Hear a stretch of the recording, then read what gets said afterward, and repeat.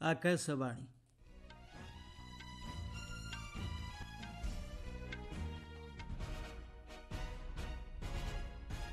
संवाद पढ़ुछंती महेश्वर साहू। मुख्य संवाद सामाजिक सौहार्द और विकसित भारत लक्ष्य हासिल पर आध्यात्मिक प्रवक्ता नारायण गुरु और जातिर जनक महात्मा गांधी ऐतिहासिक वार्तालाप प्रेरणा जोगाउछि कहले प्रधानमंत्री। विकसित भारत लक्ष्य पूरण दिगरे सेवा सुशासन और गरीब कल्याण ग्रहण करिब प्रमुख भूमिका कहले वैदेशिक मंत्री। ऑपरेशन सिंधु अधीन एपर्यंत ईरान स्वदेश प्रत्यावर्तन करिसेंती 2295 भारतीय। अमेरिका राष्ट्रपति अस्त्रविरति प्रस्ताव में सम्मति प्रकाश कला इस्राएल एवं हेडिंग्ले टेस्टर आज पंचम तथा अंतिम दिवस में इंग्लैंडर द्वितीय इनिंग्स बैटिंग जारी रहिब। आध्यात्मिक प्रवक्ता श्री नारायण गुरु एवं जातिर पिता महात्मा गांधी मध्य होइथिबा ऐतिहासिक वार्तालापर शतवार्षिकी उत्सव नूआ दिल्ली में पालित होउछि। शतवार्षिकी समारोह में संबोधित करी प्रधानमंत्री नरेंद्र मोदी कहते 100 वर्ष पूर्वे यही दुई महान व्यक्ति मध्य जो बैठक होइथिला ताहा आज मध्य सामाजिक सौहार्द एवं विकसित भारतर सामूहिक लक्ष्य हासिल पई प्रेरणार उत्स भाव कार्य करुछि। एही ऐतिहासिक अवसर में प्रधानमंत्री श्री मोदी नारायण गुरु एवं महात्मा गांधी को भक्तिपूत श्रद्धांजलि ज्ञापन करथिले।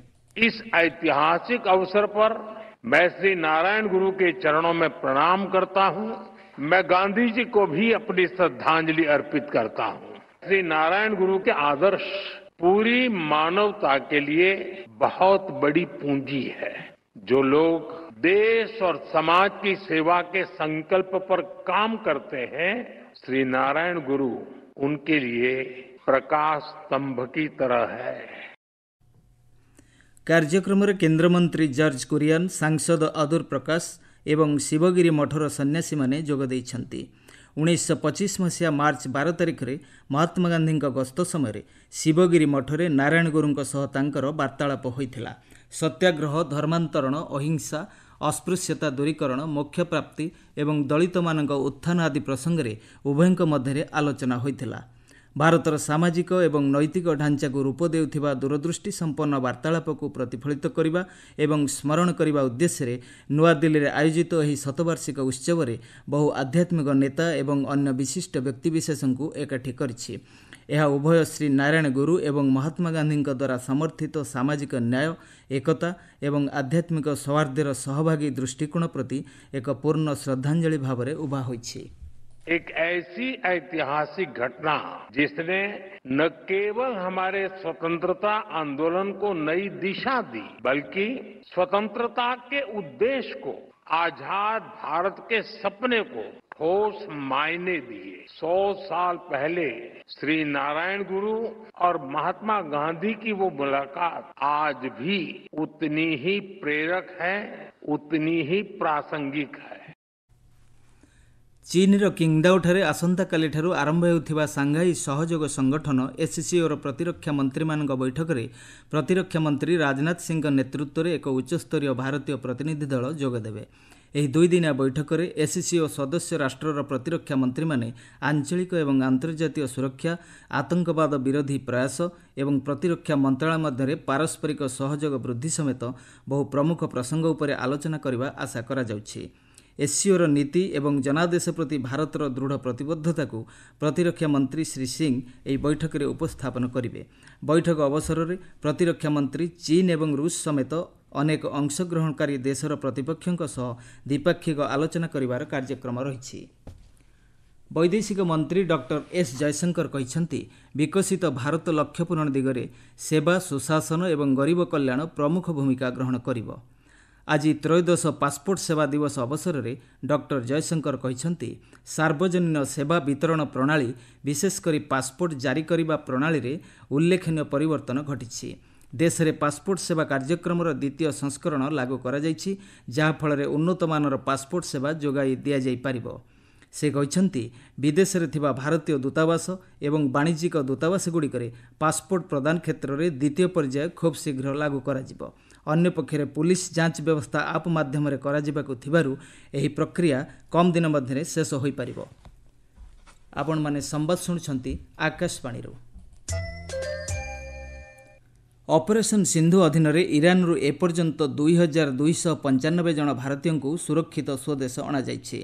ବୈଦେଶିକ ମନ୍ତ୍ରଣାଳୟ ମୁଖପାତ୍ର ରଣଧୀର ଜୟସ୍ୱାଲ କହିଛନ୍ତି, ଆଜି ସକାଳେ ଇରାନରୁ 292 ଜଣ ଭାରତୀୟଙ୍କୁ ନେଇ ସ୍ୱତନ୍ତ୍ର ବିମାନ ନୂଆଦିଲ୍ଲୀରେ ପହଞ୍ଚିଛି।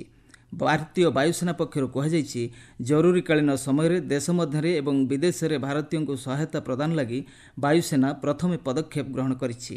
ବାୟୁସେନା ପକ୍ଷରୁ ଜୋର୍ଡାନ ଏବଂ ମିସରରୁ ମଧ୍ୟ ଭାରତୀୟଙ୍କୁ ସୁରକ୍ଷିତ ଭାବେ ସ୍ୱଦେଶ ଆଣିବା ଲାଗି ପ୍ରକ୍ରିୟା ଆରମ୍ଭ ହୋଇଛି। ଅପରେସନ୍ ସିନ୍ଧୁ ଅଧୀନରେ ବାୟୁସେନାର C-17 ବିମାନରେ ଇସ୍ରାଏଲରୁ 165 ଜଣ ଭାରତୀୟଙ୍କୁ ଆଜି ସକାଳେ ନୂଆଦିଲ୍ଲୀ ଅଣାଯାଇଛି। ବିମାନ ବନ୍ଦରରେ ସୂଚନା ଓ ପ୍ରସାରଣ ରାଷ୍ଟ୍ରମନ୍ତ୍ରୀ ଡକ୍ଟର ଏଲ୍ ମୁରୁଗାନ୍ ସେମାନଙ୍କ ସ୍ୱାଗତ କରିଥିଲେ। ସେ କହିଥିଲେ, ଇରାନରୁ ଆସିଥିବା ଭାରତୀୟମାନେ 22ଟି ରାଜ୍ୟର ଅଟନ୍ତି ଏବଂ ସେମାନେ ଭାରତ ପ୍ରତ୍ୟାବର୍ତ୍ତନ କରି ସନ୍ତୋଷ ବ୍ୟକ୍ତ କରିଛନ୍ତି। କେନ୍ଦ୍ରମନ୍ତ୍ରୀ ନିର୍ମଳା ସୀତାରମଣ କହିଛନ୍ତି, ବିନିର୍ମାଣ ଏବଂ ରପ୍ତାନୀକୁ ପ୍ରୋତ୍ସାହନ କରିବା ଉଦ୍ଦେଶ୍ୟରେ ବାଣିଜ୍ୟ ଉପରେ ବୋଝ ହ୍ରାସ କରିବା ନେଇ ସରକାର ବାଣିଜ୍ୟିକ କର ହ୍ରାସ କରିଛନ୍ତି। ଆଜି ନୂଆଦିଲ୍ଲୀରେ ଏକ୍ଜିମ୍ ବ୍ୟାଙ୍କ ବାଣିଜ୍ୟ ସମ୍ମିଳନୀ 2025କୁ ସମ୍ବୋଧିତ କରି ଶ୍ରୀମତୀ ସୀତାରମଣ କହିଛନ୍ତି, ଭାରତର ମୋଟ ରପ୍ତାନୀ ପରିମାଣ ସର୍ବକାଳୀନ ରେକର୍ଡ $825 ବିଲିୟନ ଆମେରିକୀୟ ଡଲାର ଅତିକ୍ରମ କରିଛି। ଗତବର୍ଷ ତୁଳନାରେ ରପ୍ତାନୀ ହାର 6% ବୃଦ୍ଧି ପାଇଛି। ସେ କହିଛନ୍ତି, ଗତ ଆର୍ଥିକ ବର୍ଷରେ ବିଶ୍ୱସ୍ତରରେ ରପ୍ତାନୀ ହାର ମାତ୍ର 5% ବୃଦ୍ଧି ପାଇଥିବା ବେଳେ ଭାରତର ରପ୍ତାନୀ ହାର 6.3% ବୃଦ୍ଧି ପାଇଛି। ମୁକ୍ତ ବାଣିଜ୍ୟ ଚୁକ୍ତି ନେଇ ଅର୍ଥମନ୍ତ୍ରୀ କହିଛନ୍ତି, ଏହାଦ୍ୱାରା ଦେଶର ଭବିଷ୍ୟତ ରପ୍ତାନୀ କ୍ଷେତ୍ରରେ ଅଭୂତପୂର୍ବ ପରିବର୍ତ୍ତନ ଘଟିବ। ଆମେରିକା ରାଷ୍ଟ୍ରପତି ଡୋନାଲ୍ଡ ଟ୍ରମ୍ପ ଇରାନ ସହ ଅସ୍ତ୍ରବିରତି ଲାଗି ଦେଇଥିବା ପ୍ରସ୍ତାବରେ ଇସ୍ରାଏଲ ସମ୍ମତି ପ୍ରକାଶ କରିଛି। ଇସ୍ରାଏଲ ପ୍ରଧାନମନ୍ତ୍ରୀ ବେଞ୍ଜାମିନ୍ ନେତାନ୍ୟାହୁଙ୍କ କାର୍ଯ୍ୟାଳୟରୁ ଜାରି କରାଯାଇଥିବା ସୂଚନାରେ ଏହି ବିଷୟ କୁହାଯାଇଛି। ତେହେରାନର ପରମାଣୁ ଓ ବାଲିଷ୍ଟିକ୍ କ୍ଷେପଣାସ୍ତ୍ର ଭୟ ଦୂର ହୋଇଥିବା ଏବଂ ଏ କ୍ଷେତ୍ରରେ ଲକ୍ଷ୍ୟ ହାସଲ ହୋଇଥିବାରୁ ଇସ୍ରାଏଲ ଅସ୍ତ୍ରବିରତି ପ୍ରସ୍ତାବରେ ରାଜି ହୋଇଥିବା ଜଣାପଡ଼ିଛି। ପ୍ରକାଶିତ ସୂଚନାରେ ଇସ୍ରାଏଲ ସରକାର ଇରାନ ପକ୍ଷରୁ ପରମାଣୁ ଭୟ ଦୂର କରିବାରେ ସହାୟତା କରିଥିବାରୁ ଆମେରିକାକୁ କୃତଜ୍ଞତା ଜ୍ଞାପନ କରାଯାଇଛି। କୌଣସି ପ୍ରକାର ଅସ୍ତ୍ରବିରତି ଉଲ୍ଲଂଘନ ହେଲେ ଇସ୍ରାଏଲ ତୁରନ୍ତ ପଦକ୍ଷେପ ନେବ ବୋଲି ଶ୍ରୀ ନେତାନ୍ୟାହୁ କହିଛନ୍ତି।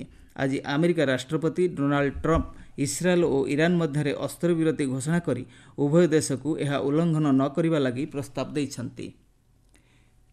ନୀତି ଆୟୋଗ ଆଜି ନୂଆଦିଲ୍ଲୀରେ ଇଣ୍ଡିଆଜ୍ ଡାଟା ଇମ୍ପେରେଟିଭ୍ ଦ ପାଇଭଟ୍ ଟୁୱାର୍ଡସ୍ କ୍ୱାଲିଟି ଶୀର୍ଷକ ସିରିଜର ତୃତୀୟ ସଂସ୍କରଣ ପ୍ରକାଶ କରିଛି। ଏଥିରେ ଡିଜିଟାଲ ପ୍ରଶାସନ, ଲୋକମାନଙ୍କ ବିଶ୍ୱାସ ଏବଂ ସେବା ପ୍ରଦାନକାରୀ କ୍ଷେତ୍ରଗୁଡ଼ିକରେ ତ୍ୱରିତ ପଦକ୍ଷେପ ଗ୍ରହଣ ନେଇ ଗୁରୁତ୍ୱାରୋପ କରାଯାଇଛି। ଏହି ସଂସ୍କରଣରେ ତଥ୍ୟର ମାନକୁ ଉନ୍ନତ କରି ବ୍ୟବହାରକ୍ଷମ କରିବା ଲାଗି କୁହାଯାଇଛି। ରିପୋର୍ଟ ଉନ୍ମୋଚନ କାର୍ଯ୍ୟକ୍ରମରେ ନୀତି ଆୟୋଗର ମୁଖ୍ୟ କାର୍ଯ୍ୟନିର୍ବାହୀ ଅଧିକାରୀ BVR ସୁବ୍ରମଣ୍ୟମ୍, କେନ୍ଦ୍ର ପରିସଂଖ୍ୟାନ ଓ କାର୍ଯ୍ୟାନ୍ୱୟନ ମନ୍ତ୍ରଣାଳୟର ସ୍ୱତନ୍ତ୍ର ସଚିବ ଡକ୍ଟର ସୌରଭ ଗର୍ଗ ପ୍ରମୁଖ ଉପସ୍ଥିତ ଥିଲେ। ଏକୀକୃତ ପେନ୍ସନ୍ ଯୋଜନାରେ ସାମିଲ ହେବା ପାଇଁ ସମୟ ଅବଧିକୁ ଆସନ୍ତା ସେପ୍ଟେମ୍ବର 30 ତାରିଖ ପର୍ଯ୍ୟନ୍ତ ବୃଦ୍ଧି କରିବାକୁ ସରକାର ନିଷ୍ପତ୍ତି ନେଇଛନ୍ତି। ଯଦିଓ କେନ୍ଦ୍ର ସରକାର କର୍ମଚାରୀ, ଅବସରପ୍ରାପ୍ତ କର୍ମଚାରୀ ଏବଂ ପରଲୋକଗତ ଅବସରପ୍ରାପ୍ତ କର୍ମଚାରୀଙ୍କ ବିବାହିତ ପତ୍ନୀ କିମ୍ବା ପତ୍ନୀ ଏହି ସମୟ ମଧ୍ୟରେ ଆବେଦନ କରିପାରିବେ। ହେଡିଂଲେ ଟେଷ୍ଟର ଆଜି ପଞ୍ଚମ ତଥା ଅନ୍ତିମ ଦିବସରେ ଇଂଲଣ୍ଡର ଦ୍ୱିତୀୟ ଇନିଂସ ବ୍ୟାଟିଂ ଜାରି ରହିବ। ଗତକାଲିର ସ୍କୋର କୌଣସି ୱିକେଟ୍ ନ ହରାଇ 21 ରନ୍ରୁ ଇଂଲଣ୍ଡ ତାର ବ୍ୟାଟିଂ ଆରମ୍ଭ କରିବ। ଆଣ୍ଡରସନ୍ ତେନ୍ଦୁଲକର ଟ୍ରଫିର ଏହି ପ୍ରଥମ ଟେଷ୍ଟ ମ୍ୟାଚ୍କୁ ଜିତିବା ପାଇଁ ଭାରତ ଇଂଲଣ୍ଡ ସମ୍ମୁଖରେ 371 ରନ୍ର ବିଜୟ ଲକ୍ଷ୍ୟ ଧାର୍ଯ୍ୟ କରିଛି। ମ୍ୟାଚ୍କୁ ଜିତିବା ପାଇଁ ଆଜି ଶେଷ ଦିନରେ ଇଂଲଣ୍ଡ 350 ରନ୍ ଆବଶ୍ୟକ କରୁଥିବା ବେଳେ ଭାରତ 10ଟି ୱିକେଟ୍ ହାସଲ କରିବାକୁ ଚେଷ୍ଟା କରିବ। ବିଶ୍ୱ ଜାଭେଲିନ୍ ଚାମ୍ପିୟନ ନୀରଜ ଚୋପ୍ରା ଆଜି ସନ୍ଧ୍ୟାରେ ଓଷ୍ଟ୍ରାଭା ଗୋଲ୍ଡେନ୍ ସ୍ପାଇକ୍ 2025ରେ ଅବତୀର୍ଣ୍ଣ ହେବେ। ଭାରତୀୟ ସମୟ ରାତି 10:30ରେ ମ୍ୟାଚ୍ ଆରମ୍ଭ ହେବ। 2023 ଏବଂ 2024ରେ ନୀରଜ ଚୋପ୍ରା ଗୋଲ୍ଡେନ୍ ସ୍ପାଇକ୍ରେ ପ୍ରତିଯୋଗିତା କରିବା ଲାଗି ପଞ୍ଜୀକୃତ ହୋଇଥିଲେ ମଧ୍ୟ ଆଘାତ ଯୋଗୁଁ ଶେଷ ମୁହୂର୍ତ୍ତରେ ପ୍ରତିଯୋଗିତାରୁ ଓହରି ଯାଇଥିଲେ। ସମ୍ବାଦ ଶେଷ ହେବା ପୂର୍ବରୁ ମୁଖ୍ୟ ସମ୍ବାଦ ପୁଣି ଥରେ। ସାମାଜିକ ସୌହାର୍ଦ୍ଦ୍ୟ ଓ ବିକଶିତ ଭାରତ ଲକ୍ଷ୍ୟ ହାସଲ ପାଇଁ ଆଧ୍ୟାତ୍ମିକ ପ୍ରବକ୍ତା ନାରାୟଣ ଗୁରୁ ଓ ଜାତିର ଜନକ ମହାତ୍ମା ଗାନ୍ଧୀଙ୍କ ଐତିହାସିକ ବାର୍ତ୍ତାଳାପ ପ୍ରେରଣା ଯୋଗାଉଛି, କହିଲେ ପ୍ରଧାନମନ୍ତ୍ରୀ। ବିକଶିତ ଭାରତ ଲକ୍ଷ୍ୟ ପୂରଣ ଦିଗରେ ସେବା, ସୁଶାସନ ଏବଂ ଗରିବ କଲ୍ୟାଣ ଗ୍ରହଣ କରିବ ପ୍ରମୁଖ ଭୂମିକା, କହିଲେ ବୈଦେଶିକ ମନ୍ତ୍ରୀ। ଅପରେସନ୍ ସିନ୍ଧୁ ଅଧୀନରେ ଏପର୍ଯ୍ୟନ୍ତ ଇରାନରୁ ସ୍ୱଦେଶ ପ୍ରତ୍ୟାବର୍ତ୍ତନ କରିଛନ୍ତି 2295 ଭାରତୀୟ। ଆମେରିକା ରାଷ୍ଟ୍ରପତିଙ୍କ ଅସ୍ତ୍ରବିରତି ପ୍ରସ୍ତାବରେ ସମ୍ମତି ପ୍ରକାଶ କଲା ଇସ୍ରାଏଲ ଏବଂ ହେଡିଂଲେ ଟେଷ୍ଟର ଆଜି ପଞ୍ଚମ ତଥା ଅନ୍ତିମ ଦିବସରେ ଇଂଲଣ୍ଡର ଦ୍ୱିତୀୟ ଇନିଂସ ବ୍ୟାଟିଂ ଜାରି ରହିବ। ସମ୍ବାଦ ଶେଷ ହେଲା।